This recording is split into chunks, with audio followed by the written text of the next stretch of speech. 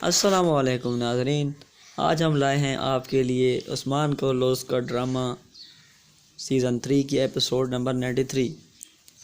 ناظرین، اس قسم میں ہم آپ کو بتائیں گے کہ عثمان کورلوس شیخ کے پاس بیٹھ کے اسے مشورہ لے رہا تھا کہ کیا وہ اپنے بھائی کو سزا دے یا اس کی غداری پر اس کو معافی دے دے۔ تو شیخ نے اس کو کہا کہ آپ نے اس کو اللہ تعالیٰ کی رضا کے لیے معاف کر دینا ہے۔ ادھر گندوس اور عثمان کورلوس کا لشکر آمنے سامنے ہوئے۔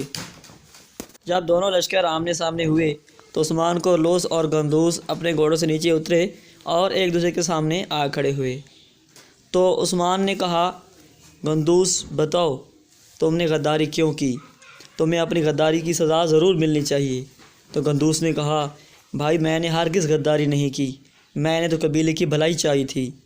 تو اس کے بعد عثمان نے کہا، نہیں، اگر آپ بھلائی چاہتے تو کیا آپ ہمارے لشکر کی طرف بڑھ رہے ہوتے؟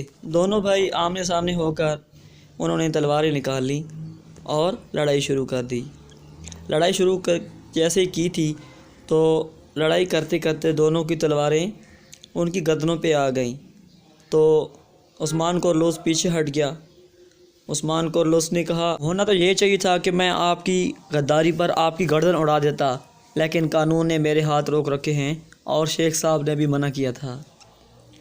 تو گندوس کہتا ہے عثمان کو کہ بھائی میری گردن آپ کے لیے حاضر، میری گردن دین کے لیے بھی حاضر، اگر آپ چاہیں تو میری گردن اڑا سکتے ہیں۔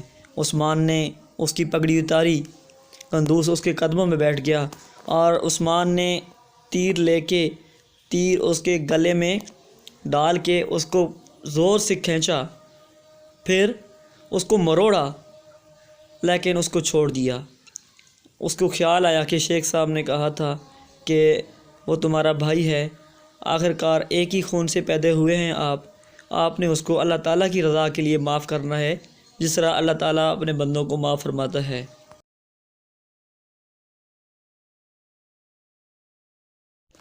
دوسری طرف نیکولا کا قلعہ دکھاتے ہیں۔